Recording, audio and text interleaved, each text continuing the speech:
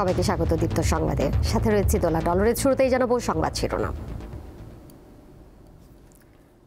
আমরা চলে যাচ্ছি মূল খবরে। রাজনীতিতে রাজপথেই সমাধানের পথ খুঁজছে জাতীয় নাগরিক পার্টি এনসিপি। নির্বাচনী প্রতীক ইস্যুতে দলটির কাছে এটি এখন সমাধানের পথ। এনসিপির নেতারা জানান, কোনো আইনেই শাপলা পেতে তাদের বাধা নেই, যত বাধা নির্বাচন কমিশনের সদিচ্ছা। তাই আদালতে নয়, তারা রাজনৈতিক কর্মসূচির পথে হাঁটবেন। 2024-এর সরকার বিরোধী আন্দোলনের সামনে থেকে নেতৃত্ব দেওয়া তরুণদের নিয়ে গঠিত জাতীয় নাগরিক পার্টি এনসিপি নিবন্ধনের জন্য দলটি শুরু থেকেই শাপলা প্রতীক চেয়ে আসছে। আমরা যে জিনিসটা পেয়েছি, গত সেপ্টেম্বরে এনসিপি নতুন রাজনৈতিক দল হিসেবে নিবন্ধন পেলেও গ্যাজেট আটকে আছে প্রতীক ইস্যুতে। নির্বাচন কমিশনের মতে জাতীয় প্রতীকের অংশ হওয়ায় কোনো দলকে শাপলা দেয়া যাচ্ছে না। একই সঙ্গে এনসিপির আগে আরেক রাজনৈতিক দল নাগরিক ঐক্যও শাপলা প্রতীকের আবেদনকে রাজনৈতিক বাধা হিসেবে বলছেন নির্বাচন কমিশন। প্রতীক নিয়ে নাগরিক ঐক্যের আহ্বায়ক মাহমুদুর রহমান মান্নার সাথে আলোচনা করে এনসিপি। পরে নাগরিক ঐক্যের আহ্বায়ক তার ফেসবুক পোস্টে শাপলা প্রতীক এনসিপিকে দেয়া নিয়ে তাদের কোনো আপত্তি নেই বলে উল্লেখ করেন। জাতীয় প্রতীক প্রসঙ্গে সংবিধানে বলা আছে, প্রজাতন্ত্রের জাতীয় প্রতীক হচ্ছে উভয় পাশে ধানের শীষ বেষ্টিত পানিতে ভাসমান জাতীয় পুষ্প শাপলা। তার শীর্ষদেশে পাটগাছের 3টি পরস্পর সংযুক্ত পাতার উভয় পাশে 2টি তারকা। এই 4টি স্বতন্ত্র উপাদানকে একত্রে বাংলাদেশের জাতীয় প্রতীক বলা হয়। নির্বাচন কমিশন আগেই জাতীয় প্রতীকের 2টি উপাদান বিএনপিকে ধানের শীষ এবং বাংলাদেশের সমাজতান্ত্রিক দল জেএসডি-কে তারা প্রতীক হিসেবে বরাদ্দ দিয়েছে। আবার নির্বাচন পরিচালনা বিধিমালায় এবার জাতীয় ফল কাঁঠালকেও প্রতীক হিসেবে বরাদ্দ দিয়েছে ইসি। ঠিক এখানেই নিজেদের পক্ষে যুক্তি দিচ্ছে এনসিপি। যেই নির্বাচন কমিশন স্বেচ্ছাচারী আচরণ করে এই প্রতীকটা দিতে চাচ্ছে না, যেটা আমাদের ন্যায্য পাওনা, কোনো আইনগত বাধা নেই, আন্দোলনের অন্যতম গুরুত্বপূর্ণ এজেন্ডা হবে প্রতীকের পাশাপাশি সমান্তরালভাবে যে নির্বাচন কমিশন পুনর্গঠন করতে হবে। কোন কোন রুলস বা গাইডলাইনের ভিত্তিতে তারা প্রতীকটা দিবে বা প্রতীকের লিস্টটা কিভাবে বানানো হয়েছে সে বিষয়ে তাদের কোনো নীতিমালা নেই। তো আমরা যখন আইনিভাবে লড়তে যাব, তো যখন কোথাও নীতি নাই, আইন নাই, তাহলে আপনি কিভাবে আইন দিয়ে লড়বেন? আমাদের কর্তব্য হচ্ছে মানুষের অনুভূতিকে আসলে গুরুত্ব দেয়া এবং এটাকে প্রোটেক্ট করা। তো সেই কারণে আমরা আসলে শাপলা কেন্দ্রিক আমাদের হয়তো কিছু কর্মসূচিতে যেতে হবে। দলটির নেতাদের কাছে প্রশ্ন ছিল, আদালতে না গিয়ে রাজপথে কেন তারা সমাধানের পথ খুঁজছেন। তারা যে এখন এই কথা বলছেন যে তাদের তালিকায় শাপলা নেই, আমরা তো এটা আজকেই আবেদন করি নাই। যখন আমরা নিবন্ধনের জন্য আবেদন করেছিলাম তখনই এটা বলেছি। এরপরে কিন্তু তারা এই তালিকার আপডেট করেছে, তারা চাইলেই এখানে ইনপুট করতে পারতো। আমরা আশা করি যে নির্বাচন কমিশন অত দ্রুত সময়ের মধ্যে এই নিবন্ধন প্রক্রিয়া শেষ করে আমাদের হাতে নিবন্ধন যে আমরা পেয়েছি সেটা তুলে দেবে এবং অবশ্যই সেখানে আমরা শাপলা প্রতীক চাই। আমরা শাপলার ব্যাপারে যেহেতু কমিশন কোনো সুস্পষ্ট আইনি এবং যৌক্তিক কোনো ব্যাখ্যা দিতে পারছে না, ফলে আমরা আমাদের আগের সিদ্ধান্তে আছি যে শাপলা ছাড়া আমরা হয়তো ইলেকশনে যাব না বা নির্বাচন বা নিবন্ধন নেব না। এ অবস্থায় নির্বাচন কমিশন বলছে এনসিপির শাপলা প্রতীক বিষয়ে শিগগিরই সিদ্ধান্ত চূড়ান্ত করবে তারা। মেহেদী হাসান, দীপ্ত সংবাদ, ঢাকা। সৎ ও যোগ্য নেতৃত্ব নিশ্চিতের মাধ্যমে জনগণের ভোটে ক্ষমতায় যেতে চায় জামায়াত ইসলামী। তাই বিএনপির জোট নিয়ে তারা চিন্তিত নয় বলে জানান দলটির সেক্রেটারি জেনারেল মিয়া গোলাম পরওয়ার। জামায়াতের নির্বাচনী ইশতেহার তৈরি হচ্ছে জানিয়ে তিনি বলেন, কোন আন্দোলনের শরিকদের নিয়ে জোট গঠন করা হবে বিএনপির তা পরিষ্কার করা উচিত। জুলাই সনদ ঘোষণাপত্র আর বিচার নিয়ে বাকবিতণ্ডার মধ্যেও দেশের রাজনীতিতে বইছে নির্বাচনী হাওয়া। চলছে রাজনৈতিক মিত্র বাড়ানোর প্রতিযোগিতা। সভা, সেমিনার আর সমাবেশে শক্তি প্রদর্শনে জমজমাট রাজনীতির মাঠ। নির্বাচনের তফসিল ঘোষণা না হলেও এরই মধ্যে জোট কেন্দ্রিক ভোট নিয়ে নানা আলোচনা চলছে। বিশেষ করে গণ অভ্যুত্থানে নেতৃত্ব দেওয়া জাতীয় নাগরিক পার্টি এনসিপির সাথে বিএনপি অথবা জামায়াতের নির্বাচনী জোট বা আসন সমঝোতা হয় কিনা এ নিয়ে আলোচনা চলছে রাজনৈতিক পরিমণ্ডলে। এরই মধ্যে যুগপৎ আন্দোলনের শরিক ও সমমনা দল নিয়ে বৃহত্তর নির্বাচনী জোট গঠনের ঘোষণা দিয়েছে বিএনপি। অন্যদিকে ইসলামী আন্দোলন সহ অন্যান্য ইসলামী দল এবং বেশ কিছু মধ্যপন্থী দল নিয়ে জোট গঠনের চেষ্টা করছে জামায়াত ইসলামী। তফসিল ঘোষণা হলে নির্বাচনী মেরুকরণে এখানে কোনো আসন সমঝোতা হবে বা কার সাথে কি কতটা হতে পারে সেই লক্ষ্যেই কিন্তু আমরা একসাথে চলছি। আমরা বিএনপি বা আওয়ামী লীগকে চ্যালেঞ্জ এই মুহূর্তে মনে করি না, আমরা চ্যালেঞ্জ মনে করি নির্বাচনটা নিরপেক্ষ হওয়া। তারা বলছেন যে আন্দোলনে যারা এতদিন আমাদের সাথে ছিলেন আমরা জোট করব, সেই এতদিন মানে কতদিন তারও কিন্তু একটা লিমিট থাকতে হবে। কোন তাদের আন্দোলনের সাথে মাঝে মাঝে বিভিন্ন লোকেরা কিন্তু ছিল, কোন সময় পর্যন্ত এই এতদিনের মধ্যে কাউন্ট হবে সেই সময়সীমা বললে আমরা বুঝতে পারতাম যে ওনারা এর মধ্যে কোন কোন যুগপৎ আন্দোলনের শরীরদেরকে ইনক্লুড করতে চান। প্রশ্নই আসে না। আমরা আগে কখনো বিচলিত হইনি, তো আমরা তো এমন একটা দল কিছুই আমাদেরকে বিচলিত করে না, আমরা শুধু সামনে চলতেই জানি। তিনি জানান, শিক্ষা ব্যবস্থার কাঠামোগত সংস্কার, সামাজিক ন্যায় বিচার প্রতিষ্ঠা ও দুর্নীতিমুক্ত শক্তিশালী অর্থনৈতিক ব্যবস্থাকে গুরুত্ব দিয়ে ইশতেহার তৈরি করছে জামায়াত। শিডিউল ঘোষণা হলেই আমরা ইশতেহারটা দেব। আর আমাদের প্রাধান্য থাকছে ফার্স্ট হচ্ছে যে একটা দেশ জাতি নির্মাণের জন্য জাতির শিক্ষা ব্যবস্থাকে ঢেলে সাজাতে হবে, অর্থনীতিটাকে চাঙ্গা রাখা যায়, এগুলোকে আমরা প্রায়োরিটি দিয়ে আমরা সাজাচ্ছি। জামাতের শীর্ষ এই নেতা জানান, সৎ ও যোগ্য নেতৃত্ব নিশ্চিতের মাধ্যমে জনগণের ভোটে ক্ষমতায় যেতে চায় জামায়াত। রাজনীতিতে লিডারশিপের মধ্যে এই অনেস্টির বড় সংকট, তো সেটা জামাত ইসলামের বিরাট একটা চ্যালেঞ্জ। নূর আলম, দীপ্ত সংবাদ, ঢাকা। বঙ্গোপসাগরে সৃষ্ট ঘূর্ণিঝড় মোন্থা আরও উত্তর পশ্চিম দিকে অগ্রসর হচ্ছে। এটি গত মধ্যরাতে পটুয়াখালীর পায়রা সমুদ্র বন্দর থেকে 1175 কিলোমিটার এবং চট্টগ্রাম বন্দর থেকে 1305 কিলোমিটার দক্ষিণ পশ্চিমে অবস্থান করছিল। আবহাওয়া অধিদপ্তরের বিশেষ সংবাদ বিজ্ঞপ্তিতে এই তথ্য জানানো হয়। এতে আরও বলা হয়, ঘূর্ণিঝড় কেন্দ্রের 54 কিলোমিটারের মধ্যে বাতাসের একটানা গতিবেগ ঘন্টায় 62 কিলোমিটার।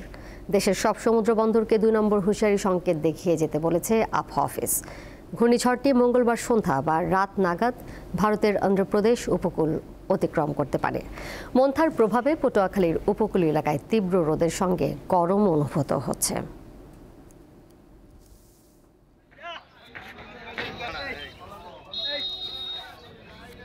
ক্ষমতাচ্যুত আওয়ামী লীগের শাসনামলে বর্বর নির্যাতনের শিকার ঠাকুরগাঁওয়ের সাদ্দাম হোসেন। পিতা বিএনপির রাজনীতির সঙ্গে যুক্ত থাকায় নির্যাতন সইতে হয় তাকে।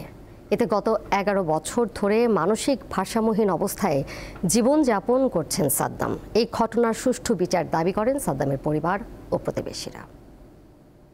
একটা কাঁঠালের গাছ ছিল, তাকে এইভাবে বসায় মানে এইভাবে বাঁধে, বিশাল মানে হাতগুলা বাঁধে আছিল, বিশাল ভাবে মানে পা বাঁধা, হাত বাঁধা, মুখে চিৎকার করবে, সে রুমাল বাঁধে দিয়েছে, রুমাল বাঁধে দিয়ে মুখ দিয়ে টেপ দিয়ে বাঁধে রাখছে। ঠাকুরগাঁও সদর উপজেলার ভোলাপুকুর গ্রামের সাদ্দাম হোসেনের উপর চালানো নির্যাতনের চিত্র উঠে আসে প্রতিবেশীদের কথায়। ওই নির্যাতনের পর মানসিক ভারসাম্য হারিয়ে ফেলেন বর্তমানে 36 বছরের সাদ্দাম হোসেন। ইট দিয়ে মাথায় ডাং দিতেছে, ইটগুলা দিয়ে নখগুলাও তুলে নিচ্ছে প্লাস দিয়ে। দীর্ঘ 11 বছর ধরে মানসিক ভারসাম্যহীন অবস্থায় এক প্রকার ঘরবন্দি দিন কাটছে এই মানুষটির। রাতে মাঝে মাঝে সাদ্দামের চিৎকারে ঘুম ভাঙে প্রতিবেশীদের। সবাই মেম্বার সাহেবকে না পায়ে তার ছেলেকে উঠাই নিয়ে যায়, আওয়ামী লীগের লোকজন দিয়ে নিয়ে যায়, তার চাটালে বেধড়ক মারপিট করে। কি আর বলবো, ঝুলাই দিয়ে মারতেছে। সাদ্দামের বাবা জানান, বিএনপির রাজনীতির সাথে জড়িত থাকায় 2014 সালে একাধিক রাজনৈতিক মামলা হয় তার বিরুদ্ধে। সে সময় পালিয়ে বেড়াতে হতো তাকে। এক পর্যায়ে তাকে না পেয়ে বাড়ি থেকে সন্তানকে তুলে নিয়ে যান আওয়ামী লীগের স্থানীয় নেতা আব্দুল সুবহান। এরপর বাড়ির পাশে গাছে বেঁধে চলে নির্যাতন। আমি বিএনপি করতাম, আমাকে না পেয়ে আমার ছেলেকে তুলে নিয়ে যায় সুবহান বিটিআর এবং ওর ছেলে পেলে নিয়ে যায়, সারাদিন ওখানে মারপিট করে ঝুলাই রাখে। বর্তমান প্রচলিত আইনে আমি এটার বিচারের দাবি করছি। অভিযুক্ত আব্দুল সুবহান 2024-এর 5 আগস্টের পর থেকে পলাতক। তবে স্বামীর বিরুদ্ধে এমন অভিযোগ অস্বীকার করেন তার স্ত্রী। আমার সন্তান আছে দেশে বাইরে গেছে কেন? ওখানে লেখাপড়া করে। আপনার স্বামী কি করে ওখানে? আমার স্বামী ঢাকায়। গত আওয়ামী লীগ সরকারের শাসন আমলে চালানো অসংখ্য বর্বরতার একটি উদাহরণ এই সাদ্দাম। ক্ষতিগ্রস্তদের প্রত্যাশা এসব ঘটনার সুষ্ঠু তদন্ত করে দায়ীদের বিচারের মুখোমুখি করা। কামরুন নাহার, দীপ্ত, বার্তাকক্ষ। আন্তর্জাতিক প্রসঙ্গ। ফিলিস্তিনের গাজা উপত্যকা ক্রমেই সংকুচিত হচ্ছে। ইসরায়েলি সেনারা হলুদ সীমারেখার নামে বিভিন্ন স্থানে সামরিক চৌকি স্থাপন করছে। ফিলিস্তিনিদের এই সীমারেখা অতিক্রম করা নিষেধ, ফলে যুদ্ধবিরতি কার্যকর হলেও তাদের যাতায়াত সীমাবদ্ধ হয়ে পড়েছে। এতে গাজার অর্ধেকেরও বেশি ভূখণ্ড ইসরায়েলের দখলে চলে যেতে পারে বলে আশঙ্কা করা হচ্ছে। এদিকে নিজের উত্তরসূরির নাম ঘোষণা করেছেন ফিলিস্তিনের প্রেসিডেন্ট মাহমুদ আব্বাস। সোমবার এক লিখিত ঘোষণায় 89 বছর বয়সী আব্বাস জানান, তিনি যদি দায়িত্ব পালন করার মতো অবস্থায় না থাকেন, সেক্ষেত্রে অস্থায়ীভাবে তার স্থলাভিষিক্ত হবেন ভাইস প্রেসিডেন্ট হুসেইন আল শেখ। খেলার খবর, 3 ম্যাচ সিরিজের প্রথম টি-20তে আজ পাকিস্তানের মুখোমুখি হবে সাউথ আফ্রিকার। রাওয়ালপিন্ডিতে খেলা শুরু বাংলাদেশ সময় রাত 9টায়।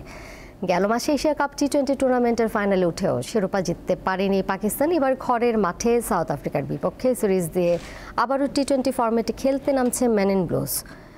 এই সিরিজ দিয়ে প্রায় 11 মাস পর টি-20 দলে ফিরছেন অভিজ্ঞ ব্যাটার ও সাবেক পাক অধিনায়ক বাবর আজম। এদিকে টি-20তে বাজে সময় পার করছে গেল বিশ্বকাপের রানার্স আপ প্রোটিয়া দল। সবশেষ 4 সিরিজের 3টিতেই হেরেছে তারা। টি-20তে মুখোমুখি লড়াইয়ে সমান অবস্থায় আছে পাকিস্তান, সাউথ আফ্রিকা। 24 বারের দেখায় সমান 12টি করে ম্যাচ জিতেছে দুই দল।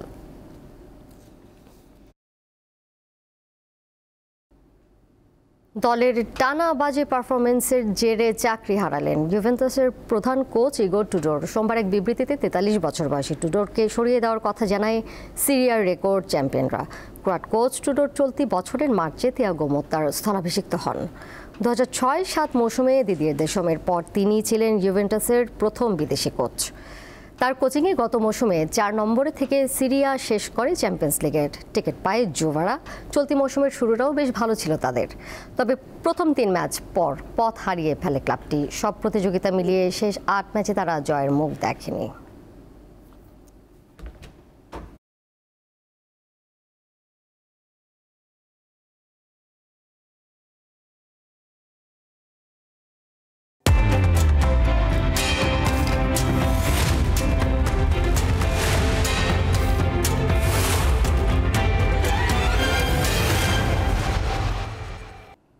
এবারে জানাবো এক নজরে দৈনিক পত্রিকার শিরোনাম।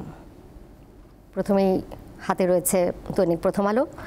নিরাপত্তার পূর্ণাঙ্গ নিরীক্ষা ছাড়া চালু হয়েছিল মেট্রো রেলের মতো বড় প্রকল্প চালুর আগে তৃতীয় পক্ষ দিয়ে নিরাপত্তা নিরীক্ষা জরুরি বলে মনে করেন দুই বিশেষজ্ঞ।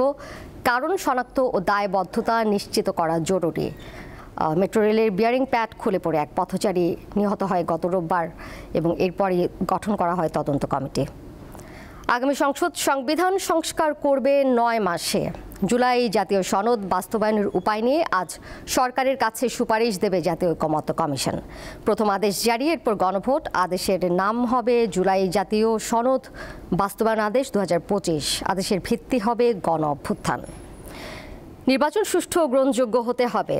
অন্তর্ভুক্তিমূলক ও সুষ্ঠু জাতীয় সংসদ নির্বাচন রাজনৈতিক দলের কাছে নাগরিক সমাজের প্রত্যাশা শীর্ষক গোলটেবিল বৈঠকে রাজনৈতিক নেতারা তাদের বক্তব্য দিয়েছেন।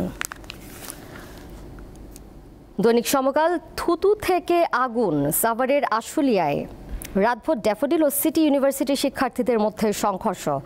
সিটি ইউনিভার্সিটি লন্ডভন্ড, আহত শতাধিক, 13 গাড়ি পুড়ে কঙ্কাল। উপাচার্য, রেজিস্ট্রার, ট্রেজারার কক্ষ ভাঙচুর, নথিপত্র লুট। ড্যাফোডিল শিক্ষার্থীদের মেসে হামলা। একই শিরোনাম করেছে জুলাই জাতীয় সনদ নিয়ে সংস্কার পাশ না করলে সংস্কার হবে স্বয়ংক্রিয়ভাবে। ভৈরব ভয়ঙ্কর। ভৈরবকে জেলা ঘোষণার দাবিতে গতকাল সকাল থেকে দুপুর পর্যন্ত রেলপথ অবরোধ করে আন্দোলনকারীরা। এতে কমপক্ষে 20 যাত্রী আহত হয়, 7 ট্রেনের শিডিউল বিপর্যয়। দৈনিক কালের কণ্ঠ, ব্যবসায় মন্দা, রাজস্বে ঘাটতি। অর্থনীতির বেশিরভাগ সূচকই নেতিবাচক। ব্যবসার পথের কাটা, ডলারের উচ্চ দর, উচ্চ সুদের হার। এখনও 8% বেশি মূল্যস্ফীতিতে কমছে চাহিদা ও ভোগ ব্যয়। অন্তহীন গুজবে বাড়ছে বিভ্রান্তি। রাজনৈতিক দল, সরকার ও সেনাবাহিনীকে ঘিরে বেশি অপতথ্য। এআই প্রযুক্তির অপব্যবহার নিয়ে নির্বাচন কমিশন উদ্বিগ্ন। কমিশনের ফ্যাক্ট চেকিং সেল 24 ঘন্টা কাজ করবে। ত্যাগের গল্প শোনালেন তারেক রহমান।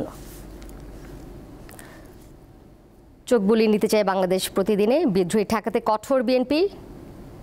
নির্বাচনী প্রস্তুতি শেষের পথে, ভোট কেন্দ্র 42,761। সরকারের কাঁধে 3 সিদ্ধান্ত, আদেশ, গণভোট ও নোট অফ ডিসেন্ট। জুলাই সনদ বাস্তবায়নে চূড়ান্ত সুপারিশ জমা আজ। দৈনিক যুগান্তর, ক্ষমতাবানদের প্রতি দুদকের পুরনো চেহারা, উপদেষ্টাদের এপিএস পিওর দুর্নীতির ফাইল ডিপ ফ্রিজে। মোয়াজ্জেম হোসেন ও তুহিন ফারাবীকে তলব করে দায় সেরেছে দুদক। একসঙ্গে শুরু হওয়া সাবেক কয়েক মন্ত্রী এমপির বিরুদ্ধে অনুসন্ধান শেষে মামলা। এটি কোনোভাবেই কাম্য নয়। এই ছিল আজকের দৈনিক পত্রিকার শিরোনাম। এর সাথে শেষ করছি এখনকার সংবাদ। আমন্ত্রণ রইল পরের আয়োজনে। এছাড়াও আরও তথ্য এবং বিনোদনের নানা খবর জানতে যুক্ত থাকুন দীপ্ত ডিজিটাল প্ল্যাটফর্মে। ধন্যবাদ সবাইকে।